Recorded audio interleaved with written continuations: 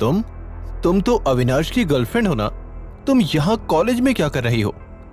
अभय के सामने उस दिन क्लब वाली पल्लवी खड़ी थी। मैं इस कॉलेज की एक्स स्टूडेंट हूँ और यहाँ पार्ट टाइम प्रोफेसर भी हूँ। ओह सॉरी, मैंने आपको डिस्टर्ब कर दिया, मैं जाती हूँ।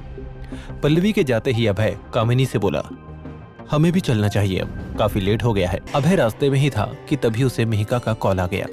अभय ने जैसे ही मिहिका का कॉल उठाया, मिहिका सीरियस टोन में बोली, अभय, हमें एक और डेड बॉडी मिली है और जिस तरीके से उसको मारा गया है उसे साफ साफ पता लग रहा है कि मारने वाला नाइट फाइटर नंबर 2 है। मिहिका की बात सुनकर अभय सोच में पड़ गया था। वो जैसे ही अपने घर पहुंचा तो उसने देखा कि उसके पापा परेशान दिखाई दे रहे थे। अभय अपने पापा के सामने बैठा और प्यार से बोला, आप लोग बिना बात के टेंशन ले रहे हो, मेरी जॉब तो लग चुकी है। ये सुनकर अभय के पापा और मम्मी चौंक गए। कब और कहाँ जॉब लगी है अभय? स्काई व्यू कंपनी नाम सुना है ना आप लोगों ने? बस वहीं पर। कंपनी का नाम सुनते ही अभय के पापा चौंक गए। अभय सोकर उठा तो उसे एक लड़की की आवाज सुनाई दे रही थी। आवाज सुनकर उसके होश उड़ गए क्योंकि उसने देखा कि उर्वशी उसके मम्मी पापा के साथ बैठकर बातें कर रही थी। तो अभय उर्वशी के पास आकर गुस्से में लेकिन धीमी आवाज में बोला, तुम यहाँ क्या कर रही हो और तुमको मेरा एड्रेस कैसे मिला? उर्वशी मुस्कुराकर बोली, अभय, हम इतने दिन बाद मिले हैं और तुम मुझे ऐसा रिएक्शन दे रहे हो? थोड़ा स्माइल करो यार। उर्वशी की बात सुनकर अभय को और गुस्सा आ गया। क्यों आई हो यहाँ? दिल्ली में तुम्हारे गैंग को खत्म तो कर दिया मैंने। उर्वशी ने अपना फोन निकाला और उसमें रिया, प्रेरणा और रेणुका की तस्वीर दिखाई जिसमें उन्हें बंदी बनाकर रखा गया था। अभय उन तस्वीरों को देखकर चौंक गया। इन तीनों के साथ ये क्या किया तुमने? उर्वशी जहरीली हंसी के साथ बोली, ये तुम्हारी गन्स बेचने वाली थी, इन्हें मैंने पकड़ लिया, सोचा तुमसे मिलवा दूं। सुना है बहुत परेशान किया है इन तीनों ने तुम्हें, कहो तो मरवा दूं। उर्वशी, तुम उन तीनों को छोड़ दो, उन्होंने तुम्हारा तो कुछ नहीं बिगाड़ा ना, तुम मुझसे बात करो। अभय की ये बात सुनकर उर्वशी जोर से हंस पड़ी और बोली, मैं उन्हें नहीं छोड़ूंगी अभय, लेकिन तुम्हें ये मौका जरूर दूंगी। अगर तुम्हें उन्हें बचाना है तो बचा सकते हो। अभय बोला, कहाँ रखा है तुमने उन तीनों को?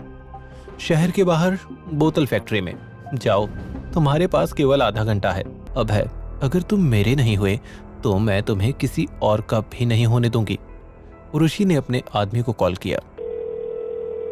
अभय आ रहा है वहां, मार डालो उसे और उन तीनों को भी। अभय जब रास्ते में था तब मिहिका का फिर से कॉल आया। मिहिका घबराते हुए बोली, अभय, अब सब हाथ से बाहर होता जा रहा है। एक और डेड बॉडी मिली है हमें और वही सेम पैटर्न है मारने का। मिहिका, रिया, प्रेरणा और उनकी माँ को उर्वशी ने किडनैप कर लिया है। क्या? पर क्यों? तुम कहाँ हो इस वक्त अभय? मैं उन्हें बचाने जा रहा हूँ मिहिका, और क्यों क्या का जवाब बाद में दूंगा। अभय के जवाब ने मिहिका को और भी ज्यादा चौंका दिया। तुम बचाने जा रहे हो? मतलब उर्वशी मुंबई में है? अब क्यों आई है वो यहाँ? मैं अपने कुछ आदमियों को भेजती हूँ वहाँ तुम्हारी हेल्प करने के लिए, तुम लोकेशन भेजो। अभय ने कॉल कट कर दिया, लेकिन अचानक से अभय ने कार में ब्रेक लगाया। ओ नो, ट्रैफिक जैम, मेरे पास ज्यादा टाइम नहीं है। अभय कार से निकलकर उर्वशी की बताई हुई लोकेशन की तरफ भागने लगा।